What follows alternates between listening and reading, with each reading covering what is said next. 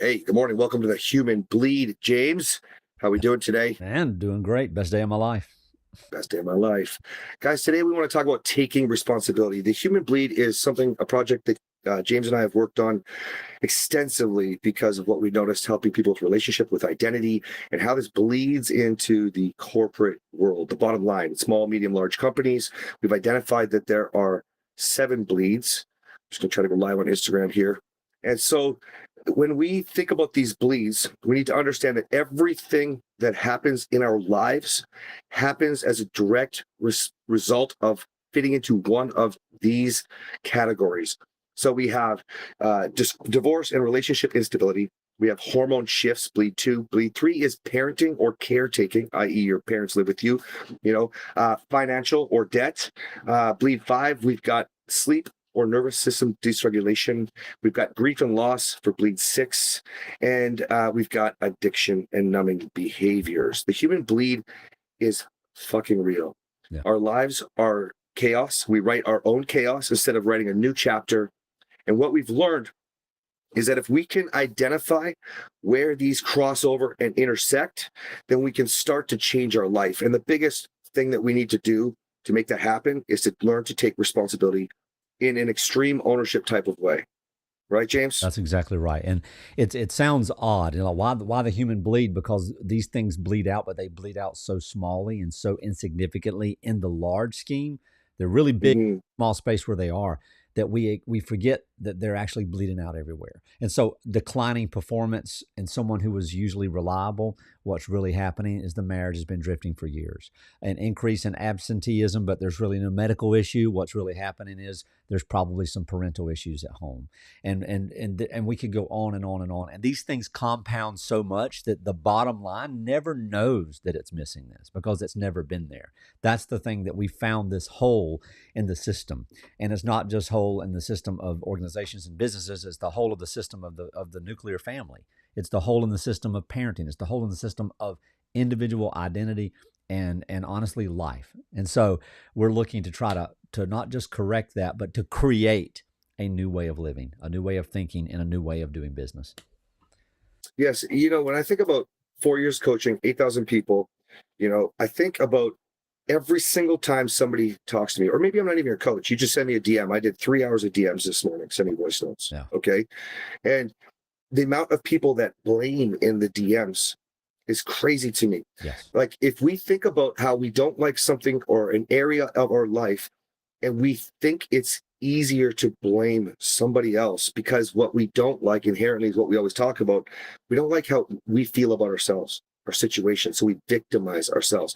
Now, I'm not excusing bad behavior or Right. shitty circumstances. I mean, shit, the government shut my gym down when COVID happened. They made us all close our doors. Okay. I get it. It sucked. And that was the last time that I blamed, and I started taking responsibility for everything in my life, which is when I turned my marriage around, when I turned myself around. Because after about 3 months of complaining that the government shut me down and feeling sorry that I lost my $1 million a year business, that I lost my cars, that I ultimately 6 months later lost my home, I eventually got evicted from an apartment. I was blaming the government for 3 months. And instead of realizing, well, shit, you know what? I could have paid cash to pay off my home last year, and I bought cars and got loans instead. Right. See, if we take responsibility, there's a lot more power in that. That's right. And I think in relationship, this becomes an even bigger issue. Now, if we go to the corporation with the bottom line, James, Right. what do we see? We're blaming our employees. We're blaming our ad spend. Facebook ads don't work. We're blaming instead of saying, what could I do differently? Right. That's right. Yeah. And then here's the thing that I think that a lot of people don't realize is that when we talk about blame, we're not saying that it's not a reason. We're not saying that there's not something that goes on and go, this was the catalyst, or this was the steps, or this is what took place that caused this. The blame sits on the edge of when you don't take responsibility for being the answer, for being the solution. Because a lot of people, what they do, Cass, and we've noticed this, is they get frustrated, they reach out for help, we give them help, and then they want to blame everything and everybody around them. They want to be the victim so bad that they never get beyond that, so that when they just don't do the work, then they continue to have an out, a scapegoat, if you will. And that's what we're seeing every single time that we talk about blaming and taking responsibility, the first step in truly having change is to take responsibility. Your personal responsibility, 100% of everything that you have done as your responsibility. It doesn't mean that there's not 100% of somebody else's responsibility. And like you talk about 10% of Catherine's responsibility to the conflict in your marriage, it was only 10% her, but it was still 100% her responsibility for that 10%. I talked about that with many voice notes this morning to women that were complaining about their spouse and where they're at, whether it be affair or he doesn't want to have sex or be intimate with her, Right. whether he's screaming all the time. And what I like to say, and you guys have probably heard me say this, is that Catherine saved my life. I mean, I was an extreme, severe narcissist. Okay. And I recovered now. I can turn around. It's not like I don't have that behavior at times. Okay. But most of the time, I can take responsibility for what I'm doing wrong. And you know something? The moment that I say that to Catherine, I said, oh my gosh, I should have done X, Y, Z. I owe you an apology. Let me do that over. Something like this. Almost always Catherine will say something, and it's very powerful to you guys watching when she takes responsibility. She says, I saw it coming. I could have seen it a mile away. I should have done. So we end up essentially both of us taking responsibility. Yes, that's right. It's powerful, It's man. very powerful. And most of you can't do that yet. Most of you won't be able to, but it starts with one taking responsibility. Let's just say you are being abused in your relationship. Let's just say you are going through I talked to a man yesterday, a client whose wife is, screaming at him. She's getting violent. She hits him, and I just asked him some questions about what led to this. And by the time we're done our conversation, James, he realized he enabled the behavior, just like Catherine enabled mine. Right. Catherine wasn't responsible for my abuse. She didn't deserve my abuse, emotionally, physically, sexually. But here's the thing. When she realized that she was allowing it, there was something inherently wrong with her to find her first relationship, her first man, because she grew up in a healthy home. When she realized that she was allowing it, trying to love me by giving in, That's right. she stopped and she started loving me by doing it right, by being the woman she wanted to, by taking responsibility. For example, not being defensive turned her to a volatile woman, made her very vindictive, made her really keep score. It made her what I would call a vicious type 3. And for years, she blamed me and said, I made her that. Wow. Now she says, why would I do that? Right. Why would it be like that? Right. Right. Yeah. A lot of people we work with, in orgs or individually, they often, when we talk about taking responsibility, one of the first reactions that we get is, this isn't my fault. Why am I the one that's having to do it? Why am I the one now on trial? And blame by design, if you really start to unpack it from psychological and emotional places, and especially when you talk about identity and autonomy and knowing oneself, it's an indicator. And what I look at blame as is somebody reaches to try to find the blame because their identity is anchored externally. And so if they've made this mess in any way, then they're responsible for everything. They're responsible for other people's behavior. They're responsible for other people's attitudes, for other people's emotions, for other people's outcomes. And what it is it becomes an issue of danger for them. And so what they do, the architecture underneath the behavior of blaming is that if I cannot be on the hook for this whole thing, then I'm okay. And that's really the root of it. And so, as we get into this, we talk about taking responsibility. It doesn't mean that you're on the hook for everything. And that's what Cass was just explaining. It's not all your fault, because we don't use fault. We use who's responsible, because fault indicates what? Blame or wrongdoing, etc. So that's why we use the language that we do in that. And so what I find in this place is that people who blame and don't take responsibility are typically in a very managed or suppressed state, what I call a state of field. They're in a managed or suppressed state where they're trying to just grasp at straws to make sure that they're okay and who they think they are supposed to be. You cut out, James. Can't hear you, buddy. Can you hear me now? Yeah. Okay. Yeah. What I was saying is that that usually people who are in this idea of blaming is because they're trying to make sure that they're okay, and they're dealing with the inward shame of saying, hey, this is who I am. I always do this. I'm the problem. So blaming actually takes that load and pressure off. And what I was saying is that everybody takes responsibility. And that's why we don't use the word blame or guilt, because just because somebody is responsible doesn't have to turn it into a negative or bad thing. That's right. Let's focus now on the 7 human bleeds and taking responsibility. Yep. Okay. Good. So let's start with relationship, because that's why most people are here to start. Okay. Because of my following. All right. Let's just think about, when somebody's screaming at you, and we tend to either do one of two things. We fight back or we shut down. Right. Okay. We might also leave. Okay. We talked about this a little bit yesterday. So that's why I wanted to bring it up. If we're thinking about taking responsibility, how can you move your situation forward? Even if they're lecturing you or screaming at you, how can you move your situation forward by sitting there and shutting down? And that's the exact example we use when we talk about Catherine, when she learned to engage with me and acknowledge me and say, if I understand you correctly, this is what you feel. And I'd scream even louder saying, no, that's not, you don't understand me. And she just took responsibility for, okay, well, what kind of wife can I be that I don't understand him? It's not because, we all know nobody hears when if I'm screaming at you, you don't hear me.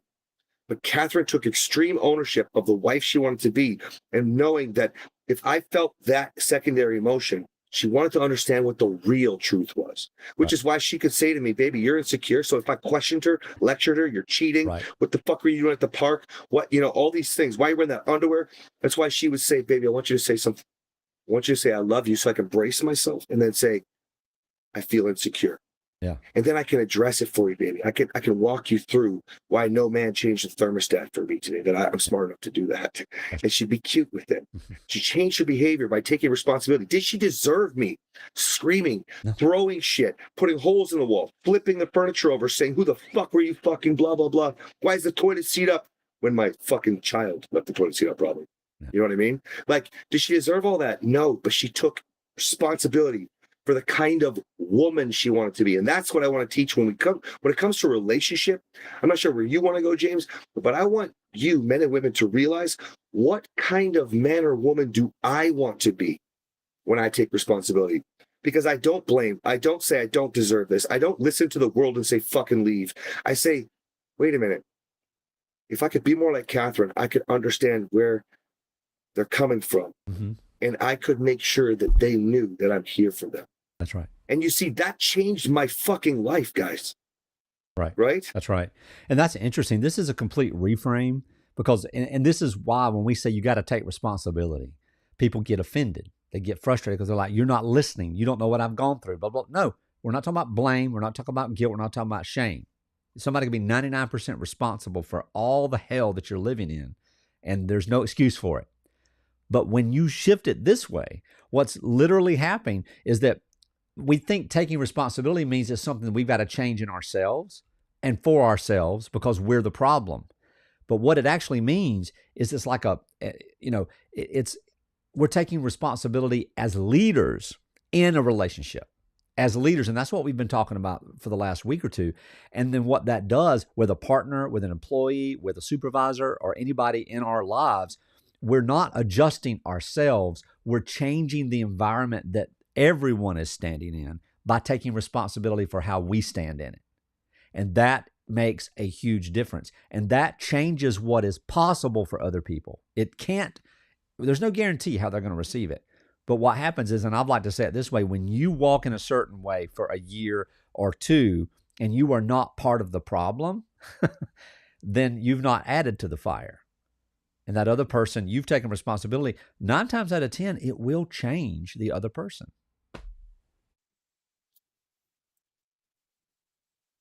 I lose you? Oh, you know what? I'm trying to make sure that we're both on Instagram, and it's delayed, and so it's messing me up a little bit. Yeah. Okay. So, yeah, I agree. Let's cut over to the other bleeds now, because what happens is we firmly believe that relationship with yourself, relationship with your partner is the foundation of the human bleeds and the chaos in your life. Okay. But the other 6 now start to intersect. So I was speaking to a client yesterday, James, who so money is a problem for him. Money's an issue. Okay. And I said, well, wait, whoa. That makes no sense. Like, you're doing financial planning, you're into your healthcare, like whatever, all this stuff. Like, this is an industry that it's always going, because people need their retirement, people need their healthcare, people need, and so I said, I don't understand this. And he starts immediately blaming his brother. His brother drinks all day long. Okay. 24/7. He only comes to work now when he doesn't drink. This man is proud that he got his brother only showing up. I explained to him what sleep deprivation means and how he's inebriated when he comes to work. Right. I explained to him how the drinking that heavily, even if he's not drinking during the day, that those few times, that he's still drunk. Right. Legally. Right. Right. And now this is bleed 6, I believe. Right. What do we call him? Which yeah, one? bleed 6. Sleep deprivation. Sleep deprivation, and we can go to coping and numbing behaviors. So 6 and 7. 6. Okay. Okay. So this man, I said, why aren't you making money, dude? Right. Like, men should be able to buy tires, wheels, and brakes all in one go. Why are you worried about your money? Right. So as I'm speaking to this client, he's just talking about his brother, how he went to rehab and he flopped out 3 days. This is the third time. I think it was the third, maybe so the second time he's been, all this stuff. It's all his brother. His brother's missing emails because he's cut at work, things like that. And I said, hold on. Do you think that you're responsible for enabling this behavior? He said, well, yeah. And he's agreeing with me because he's trying to learn, very open-minded. Okay. Right. But you could tell from his original, I think 3-minute or 4-minute rant about his brother, that he's not taking responsibility. Right. I said to him simply, well, why are you enabling it? Right. Like, why aren't you saying this business has to fold if you don't change your behavior? Yes. And he said, well, I mean, I can't really start over right now. I said, well, yeah, but you're allowing this to happen. The first step to change is taking responsibility and saying, I will have to take the clients and start my own company. Yeah. Oh, yeah. Because his first response was an excuse. It was, well, I can't. He's 50-50. I can't vote him out or anything. Motherfucker, you know how to open a company? Do it again. Yeah, do it again. Okay. Yeah. And then here's where I really got him, James. I said, and by the way, what happens when he's on his way to work and he kills somebody? Because he's drunk. Yeah. What kind of guilt and shame? That's that's human bleed number 5. Yeah. Now we're starting to see how this is affecting everything. Do you see how this man is struggling with his beautiful business, was profiting nonstop? His marriage, they joined because of marriage, not for business. This wasn't a business client. But you see, his business is dying because these bleeds bleed out and we don't take responsibility. That's right. We enable the bullshit. That's right. And when we don't take responsibility, we literally stay in the trap and we keep other people in the trap. And it's always the same way because nothing's ever been resolved, nor can it be resolved because we're just circling the same old tired argument, acting like we're powerless when we're not powerless. And we catastrophize and all this other stuff. And really, somebody has to go first. Somebody's got to lead. Why not be you? Why not be you? I mean, if you want what you want, then it'll be you, right? If you're the one watching or listening, it's fucking you. It's you. That's it. This was a couple that I was speaking to this client yesterday. I don't speak with the women very often unless I'm helping with boundaries or unless I'm helping with creating opportunities. Otherwise, Catherine handles the women. But the person that's in is in. Yes. That's it. I sent it to DMs probably for 3 hours this morning. I also did it till 1 a.m. last night from like 10 until 1 a.m. doing DMs. I probably had 60 messages from people saying they don't want a divorce, but their partner does. Yes. I probably got another 100 messages about the affair that their partner had. Okay, let's use just those 2 examples because there's too many examples to give. Okay, so if we know the affair is actually numbing behavior, right? Okay, meaning they're trying to find dopamine somewhere else and disguise their problem. And we know that you need to take extreme ownership for why the affair is happening because most people aren't having affairs statistically. Right. Not happening. Even if they're lying on anonymous studies, you think 80% of people are lying? No. So what are you doing to disconnect from your partner? Not what are you doing wrong. If you take responsibility properly, you don't blame yourself. You own what you've been doing wrong and you move it forward. The people that have a partner that wants to leave, oh my gosh, the amount of people are like, so I think I should just go with it. Why are you following somebody broke and asking how to make money? Broke Right. in the relationship in this case, and trying to figure out how to make yourself whole. If you know you're moving forward, you take responsibility for the mistakes you made, not theirs.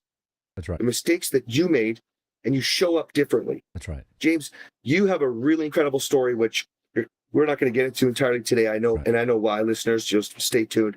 But James, you took extreme ownership Yes. of the man that checked out from his family, Right. from his wife, Right. from his children, Right. and really was quite abusive when you were in. Right. You know, not like me, but But what we would describe as violence and abuse. that's right. Yeah. I mean, anything that is damaging to the emotional state of another human being and their needs. Mm-hmm. Okay. Whether it's Yes. intentional or not. And absolutely, you get to the place where you're like, why does everything happen this way? Why can't everybody just get with the program? What can I do differently? And for me, it was one of these overcompensation things. It was the victim triangle, right? Always Mhm. victim, always this, hyper perfectionist, hyper vigilance, hyper, whatever. And then even then had like a psychological condition that did not matter because it doesn't even exist anymore. You know what I'm saying? Just like with you, it's not an excuse in and of itself. But then when I took responsibility for who I was and how I had created the mess, then I changed. I didn't just sit here and say, oh, woe is me. Nobody else is going to change. Nothing's going to happen. You have to take responsibility. And when you do, things transform. Now, not always the way you wanted it to, but it always does change. And see, sometimes people think, well, I'm just trying to get better. I'm trying to get better. Sometimes you just need to do some things differently. And taking responsibility is the first step in doing that. Because whether the things around you change or not, you will, and you'll change for the better. I can promise you. You know, it's interesting that you say that because I spoke to two men yesterday, inviting them to the program. I really liked them both. Neither of them wanted to do it. Two different reasons. One, well, I'm really focused on my work right now. You know, he's got a fabric business or a clothing business rather. He's got to go to Italy and do some more. He's got all this shit going on. Right. Okay. Well, I don't understand. You want to say, because by the way, she ain't even talking to him now. Like, this is not happening. There's no forward movement. Yeah. So I don't understand. So you want to take responsibility, and because he's saying this the whole time on the call, but he chooses to prioritize something else. And we talk about this all the time. If you want it all, you have to do it all. Like, what the fuck? Like, that's the very first thing you could do for taking responsibility, by the way, which ties back to the beginning of this call, which is like, you either do it and write the news chapter, or you sit in your chaos and victimize yourself and blame somebody else for your fucking problems. This is a man who can't even balance, and I teach how to balance work, life, outside life, purpose, all of it all at once, you know? You do too. Yes. And so that's something right there. If you want to take responsibility, actually take responsibility. I choose that I don't want to. Don't say you want to, just say I don't want to. Now you're taking responsibility. Okay? And the other guy is very common. You get a guy on the call who doesn't join the program because what does he say? He says, well, you know what? Like, I can't make a decision. He doesn't say it in those words. He says, I have to look at my budget. I have to talk to my wife. He gives all kinds of excuses, which means you got on a call to waste time because you've been thinking about this for as long as we can remember. You've hated your sexless marriage. You've hated the fighting, the conflict. You've hated the addiction to drugs or alcohol. You've hated the financial problems. You've hated the fact that the grief with your parent dying got in the way of your marriage. Doesn't matter what human bleed we talk about. Right. Your life is suffering. You're fucking up at work. You're fucking up at home. You're fucking up your children, repeating cycles, and you can't make a decision on a call. Listen, if you know anything about what James and I do, Catherine, when she's on the phone with you, you don't get to make an emotional decision, which means you're not talking about taking responsibility. You're saying you want to take responsibility so you look good. But you've been thinking about this for years, which means if you have a solution right in front of you and you're not willing to make a move, because we don't let money be a problem, do we, James? Nope, not at all. We don't. Nope. Not at all. Yeah. So if we don't let money be a problem, if we make sure we help every fucking person we can, we find a way, we scholarship people, we fucking whatever it is, then you're just a fucking bitch not taking responsibility, blaming the world and looking for someone to emphasize and validate you so you don't have to take responsibility. You're a show, buddy.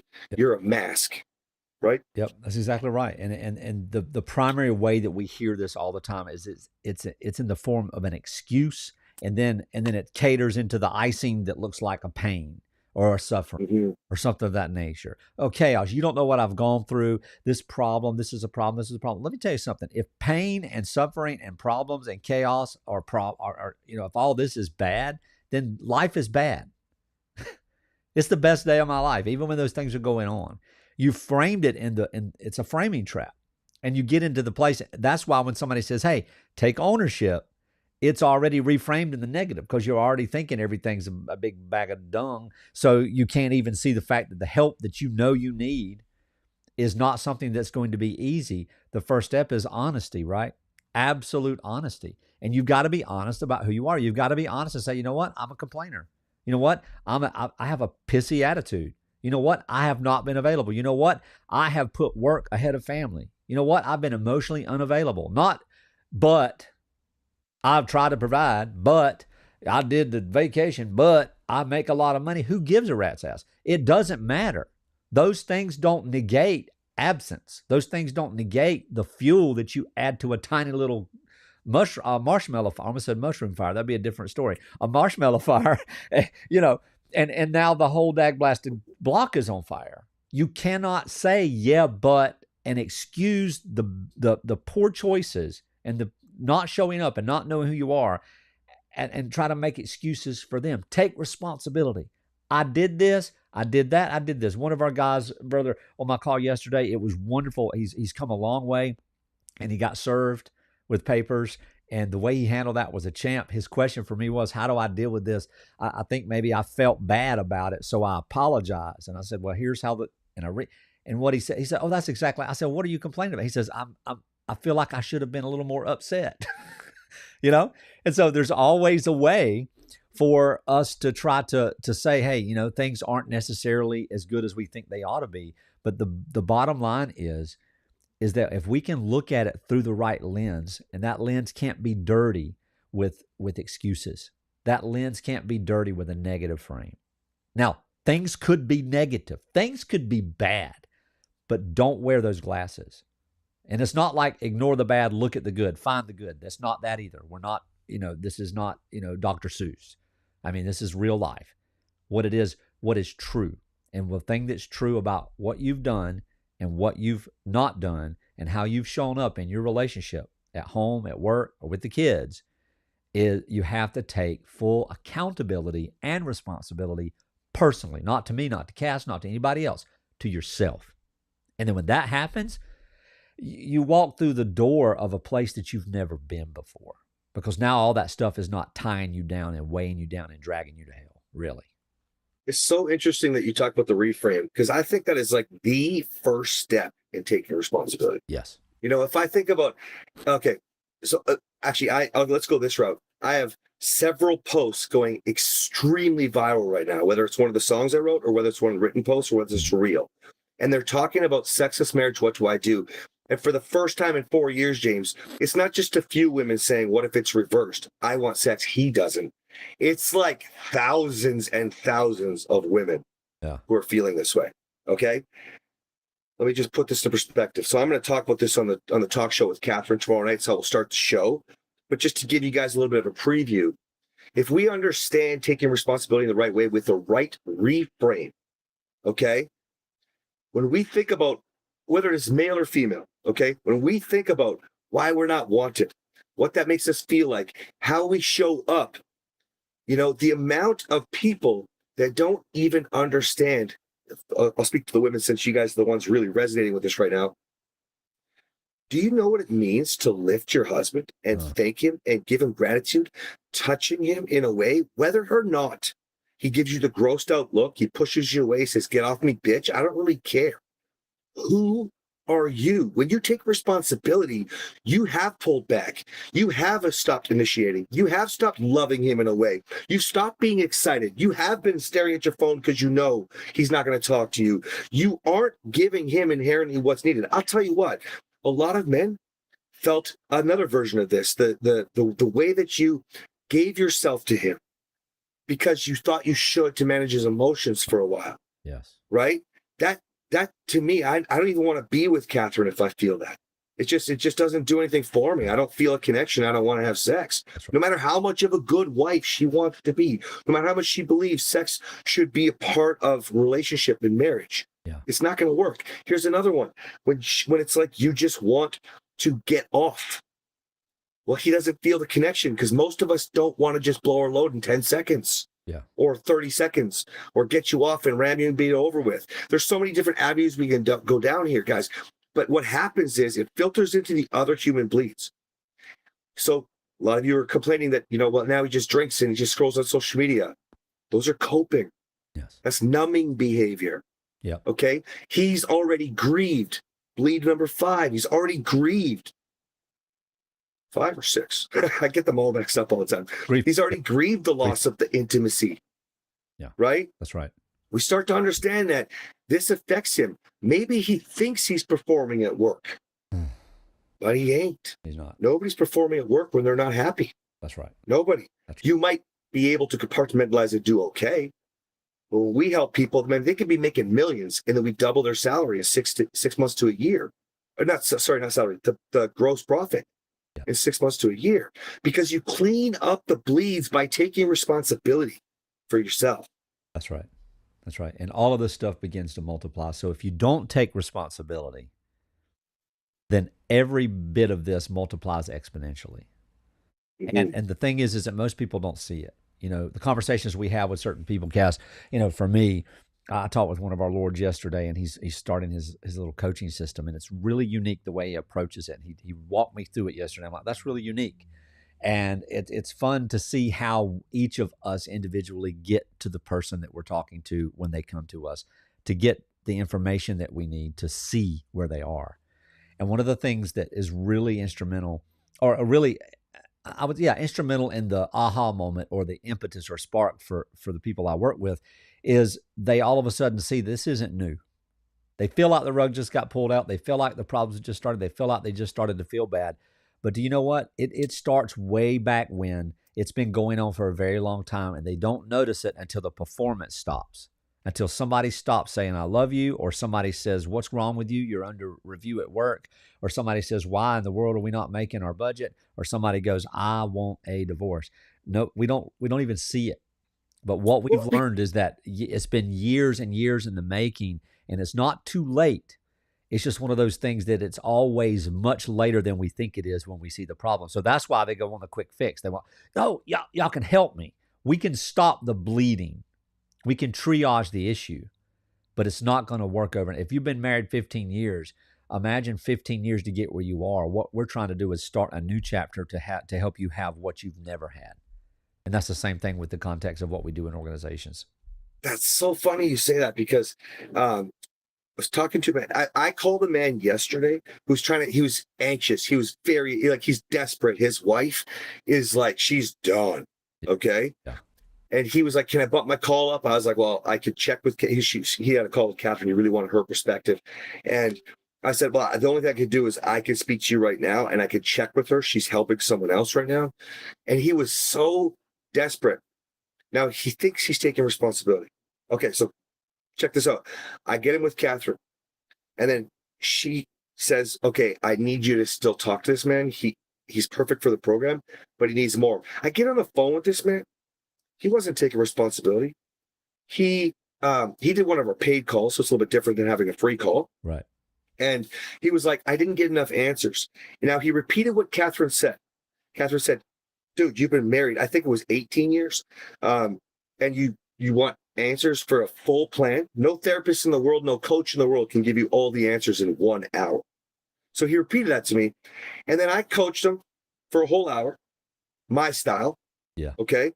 At the end of it, he still says, Well, geez, I just thought that I'd get a whole lot more. And I'd be able to have like a whole plan. I didn't really know. And I was like, dude, the reason we're inviting you to the program is because you need more. Right. Not because we couldn't give you a whole plan, because I've outlined all the steps and your mind is going like fucking this. Because you're trying to undo 18 years plus the prior 25 years Right. of your life, man. People want a magic pill. Taking responsibility is not a magic pill. Yeah. Guys, I don't care if you're talking about amplifying your business and turning it into a billion-dollar company. I don't care if you're talking about losing weight. I don't care if you're talking about your wife, your husband. I don't care if you're talking about your children. I don't even care if you're trying to stop drinking, man. Yeah. Or be like Pete we talked about yesterday, who has two parents. One just died, and the next one's on the way, and being in the greatest shape of his life, like mentally. Yes. You know what I mean? Nothing happens overnight. Another step with taking responsibility is understanding you need to be patient with everyone around you, but you better get impatient with yourself because you got a lot to learn. Nobody's tried everything. I had another man yesterday coaching him. Oh my gosh, but I've tried everything. And now I've done all these programs. I'm doing yours, blah, blah. I said, you're not doing my program. Take responsibility. You're not even implementing half of my program. Yes. But we tell ourselves a lie to talk ourselves out of taking responsibility. Yes. Don't we? Yeah, absolutely. Absolutely. And, you know, we think about all the things that we do, man. There's so much. Somebody asked me this morning, what all do y'all do? What are the steps? There's not steps. There's leaps and bounds and mountains and waves.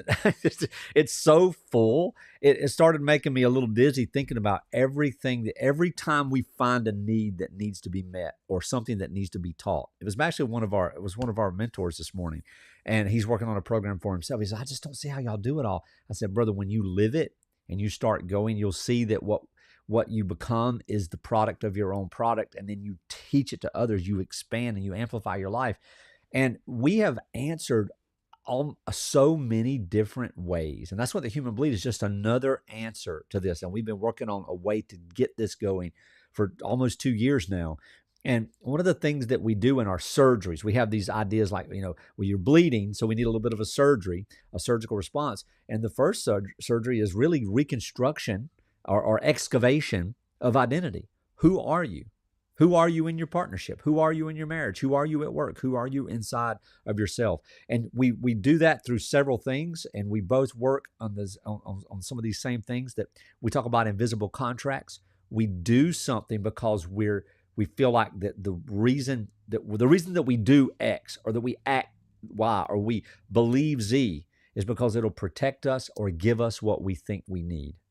And these are the just little tools there that we have to help walk people through this. And we can do it in an organizational way, in an infrastructure way that actually creates a change in the architecture of not just a home, but of an entire institution. Do you know what's really fascinating that I think that we found about this is, see, when we get because most people spend more time at work for obvious reasons than they do at home. And that goes for moms that are stay-at-home moms. I mean, you're there 24/7 for crying out loud. Right. That is their work, right? Okay. But what we've realized is if we start to address by taking responsibility, so we start to address the blame can happen. We have to address who we are and how we show up. When you show up at your job differently, inherently, you fill your cup. You feel more pride, for example. When we start to learn to give and we go beyond a job, because our job is not our identity. It's just what we do for a living, right. Including ours. Right. If we didn't pour so much time like these free lives, right? If we didn't do that, then we'd just be working. Right. Okay. And what we want is to turn people through transformation. Okay. Yeah. So when you start to understand that, when we focus at the core level of where we spend most of our time, which is your job, right, and you inherently take responsibility for the person that you are at your job. I'll just use the single moms for a second, then we'll go to a company, okay? How many glasses of Pinot are you having? You know, that mom we talked about the other day who would not let her husband join the program because she wanted to be done, okay? He needs to take responsibility. She wants to be done. Why are we listening to her who wants to blame? Right. That's the dumbest shit on the planet. You people who support each other, your friends, your circles, the people you say you love and you say quit. Are you kidding me? Yeah. because you're not taking responsibility for all these other problems. How many times are you getting dysregulated? How many times do you not say grateful things to your spouse Right. when we're a single mom? Husbands, do you even, I teach you to thank your wife when you have sex. Right. I don't care if she was like, I need you right now ripping your clothes off. Be grateful for the fact that she wants you, man. Right. Well, I shouldn't have to. It's my wife. Women, I shouldn't have to. He's supposed to provide. I stay at home. It's the dumbest shit on the planet. And if we take this to a real workplace, I mean, just use the gratitude example. We don't thank our employees enough for them to feel safe enough to tell. And if they do feel so much like, oh crap, I don't want my boss to uncover what I'm going through right now. It's your responsibility as an employer to find out why they messed up. And that gratitude will set you up for a position where you can actually ask the question. See, that's taking responsibility for actually leading. That's right. That is right. Yeah, and then we get everything goes to. It's so funny because leadership has become like a buzzword through the years, and it's just like identity and everything else. You know, everybody likes to jump on the coattails of the bandwagon of what's really cool and happening, but people like us who have walked through the fire to get where we are, we understand what leadership is. We understand what leadership is not. And in that combination of what it is and what it is not, we have come to understand that leadership is everything. It's really, and how many things are everything? I think the bag of is everything is getting heavier and heavier and heavier, because if we take one little bolt, I mean, do you want me to walk into, imagine getting on an airplane, a commercial airplane, and the captain said, just a moment, we got to take about 5 minutes. We found some extra bolts laying on the ground outside the engine. We're just going to put them in a cup up here and just take off. Everybody's getting off that damn plane, I can promise you. But yet we'll take that same attitude. That's all right. I don't have to have all the parts. I mean, this is not an IKEA grill or a sofa that's going to be sat on to watch TV. This is your life you're talking about. This is your family. This is future generations. This is a legacy that's being built. So it all rises and falls with leadership. But a leader is not the one that gets it done and tells everybody what needs to be done. A leader is the one that does it themselves as the model and invites people to follow them in the space. That's the difference. We've got an incredibly mixed up idea about leadership, and it's evident. It's everywhere. No wonder we're such a mess. We have no role models at all.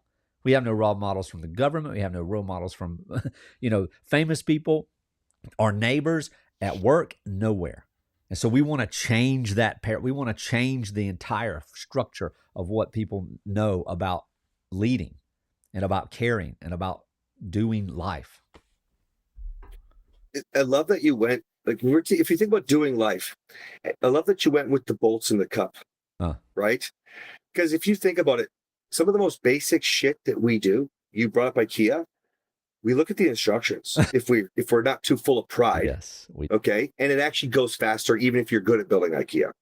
Or if you grab something like a microwavable dinner, you read the instructions for how long to do it. Right.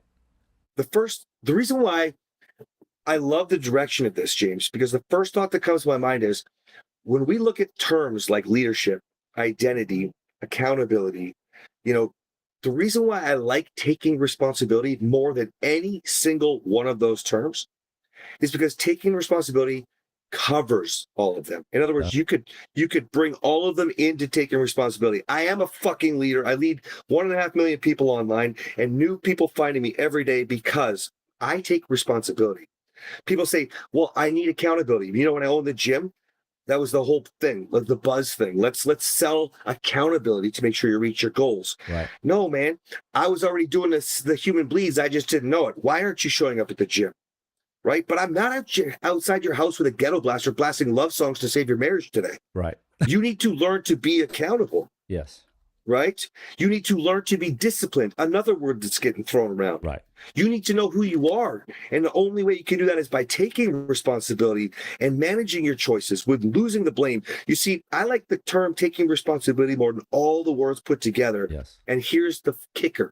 Going back to reading the microwavable instructions or reading IKEA. That means you have to admit that I need help. Yes. And most people will never fucking admit that. Yep. You have to be willing to get help. And that's hard. And it's especially hard for a guy like me. I mean, because to me, help meant fail. Help meant weakness. Help meant I don't have it together. You know what the truth was when I got honest? I was weak. I did need help. I didn't have it all together. And you know what? When I said that to myself, the world changed because now I wasn't trying to perform to be something that I wasn't. Imagine being called out of a crowd, say, hey, we need a doctor. And you raise your hand because you have a doctorate in academics and they think you're a medical doctor and there's this dude bleeding out somewhere and you just watch him die, but you start taking notes for your research. What's wrong with you? Well, you're not the same. You don't have the credentials. You don't have the experience. You don't have the ability. I don't care how long you live. If you're 5'2", you're not going to do certain jobs. I said this yesterday. So to sit there and pretend like you're 6'8" doesn't make you 6'8". You're not going to play center for the Celtics. You know, it's just the way it is. We have to be willing to say, hey, this is me and this is not me. Not this is my weakness. You remember those days where let's find our strengths and weaknesses and emphasize our strengths and strengthen our weaknesses. Sometimes you can't strengthen your weakness. We got a brother that was in our program for a couple of years, and he seems to be doing okay. I tried to reach out to him last week, but I mean, he doesn't have legs.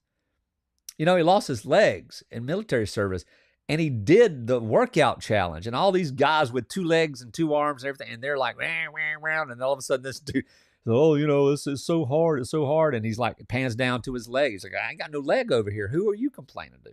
You know, there's always an excuse. There's always something. But leadership starts with you. Are you leading yourself to where you want to be? Or are you making 100%. an excuse about where you're stuck? I know who you're talking about, Steven. Yes. With the wheelchair. Yes. Like, I just love shit like that. He joined us. He joined us because we were doing that momentum online. Yep. Taking responsibility, removing the noise from our life when we were trying to learn how to inspire ourselves to create the life that we wanted, which with the entire thing was take responsibility. Right. Right. And there's a man in a wheelchair working out harder, complaining less than everybody else because they were hard workouts, but doing more work, you know, than other people. And I love shit. I thrive on shit like that. Yes. You know what I mean? Because people say, how do you stay motivated? Well, another one of those buzzwords. Fuck. Yeah. What the fuck, man? You don't need motivation. Tony Robbins is the largest, longest standing motivational speaker in the world, I think, still to date. Yeah. And people, the statistics show 4 days later, his team knows it. 4 days after an event, they've lost all motivation. Yeah. What the fuck? That means yes, it's a pep rally. Yeah. What you need is to take responsibility. Sandra says she's been married for 22 years, he had an emotional affair and she can't fully trust him. Trust is your obligation. It's not his, right? Because we enable the shit that we don't want. I know that he has a part to play clearly, Sandra. But when we teach taking responsibility and leading, how can you connect in a way like the example I used with Catherine? Catherine did not have an affair. I thought she was having affairs. Okay. And I made her feel terrible. And she still, after even in the middle of the fire and the abuse, would say, tell me that you feel insecure. Say, I love you. So I braced myself, say, I feel insecure. That was so that she could help me. You need to do the same thing. And he could probably do something like this for you. Insecurity can bridge you when you take responsibility for how you feel. That's right. It's not his actions. His actions fueled your problems, your fear of not being good enough. What we were talking about with Sandra, with taking responsibility and not asking for help. Okay. That's because we have something to prove. So it's easier to say he had the affair instead of saying, why are we so disconnected? He had the affair. Why are we so disconnected that he doesn't want to be honest with me? And I don't know your story, but like, for example, leave the phone on the counter face up when he goes to the bathroom. Why is he not wanting to be there for me? Is it the judgment? Is he afraid of the shit that you're going to put him through when you're insecure? Like, because we can move it forward, if that makes sense. Yes. Yeah. Right. But we have to take responsibility to do that. That's right. How can I move this story to the next chapter? Yeah. Right. It's interesting you bring that subject up because I've worked with a lot of people through the years, even before the work that we've been doing together for the last 2 years. I mean, 15, 20 years of counseling and pastoral counseling and marriage counseling and things of that nature. And it's fun. It's weird because there'll be an offense in the marriage. There'll be some hurt. There'll be some resentment. And both spouses come and they're like, we want to work on, we want to make this better. But neither one, sometimes this happens. They don't know what they want. They don't want the person to hurt, but they don't want to let go of the offense. They don't know how to reconcile what's going on. And the reason is, and it's been clear to me in the last 3 years, the reason is because they feel content and safe in the seat of victim, but yet it's not where they want to be because it's not who they are. And so they sit around and never take responsibility for what they did. So they never reconcile the truth of their accountability to themselves. So then, therefore, they never have empathic eyes to be able to look at the other person and go, oh, I see what I did. Oh, they took responsibility. Now the resentment goes away. But as long as that is there, it's never going to change. It's never going to change. It may get better, but that's a Band-Aid. It's never going to change. See, I have this wicked song coming out tonight. I'm so excited to release it called Peel the Label Off. See, I think there's a problem with society. So we look at, our husband, the cheater. We look at our spouse as, whatever it is. In my case, the label's narcissist. Yeah. Okay. We look at the new fancy. I sent a DM to somebody this morning that was, but my wife is extremely avoidant. I'm like, well, was she avoidant in the beginning? Probably she wasn't. You experienced some of that stuff in your life, right, James, with relationship where we allow and enable by not taking responsibility for the behavior to go that far, and then we label that behavior and force them into it. So just using, Sandra's, just DM me, Sandra. I'll set you up. But we take what she's going through. So he cheated. Now I can't trust. We label yourself as a person who can't trust because we blame him. Yeah. Now we say cheater. There's his label. And then, he probably feels like you're still bringing it up and he can't let it go. So he doesn't act in the way that he wants to. He starts labeling himself as the victim without even knowing it. That was 2 years ago. I don't want to do this anymore. And again, I don't know your story. I'm just going with like a normal scenario. Okay. But if you understand it, we stack these fucking labels. You call it masks. We stack these things on us.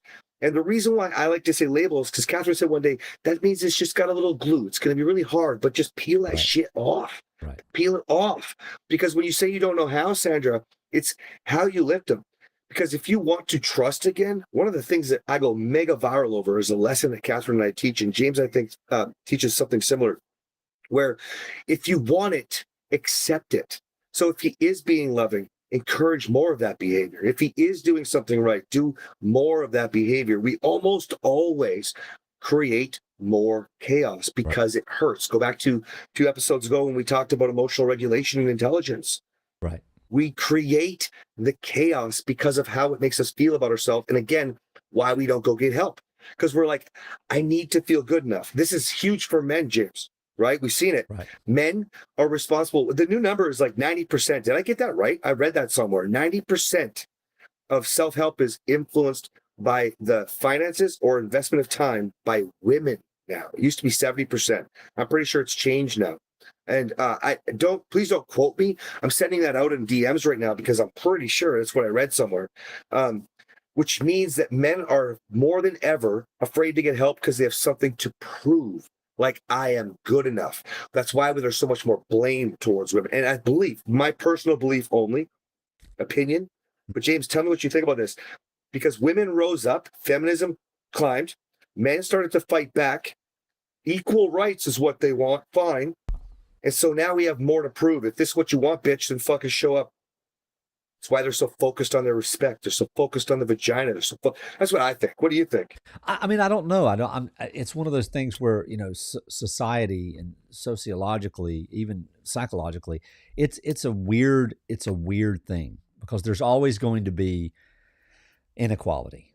And that inequality is always going to have its spaces. And I think we live in a place right now. I say this often. I think during the pandemic, we went through an opportunity for there to be birthed an intellectual and existential renaissance.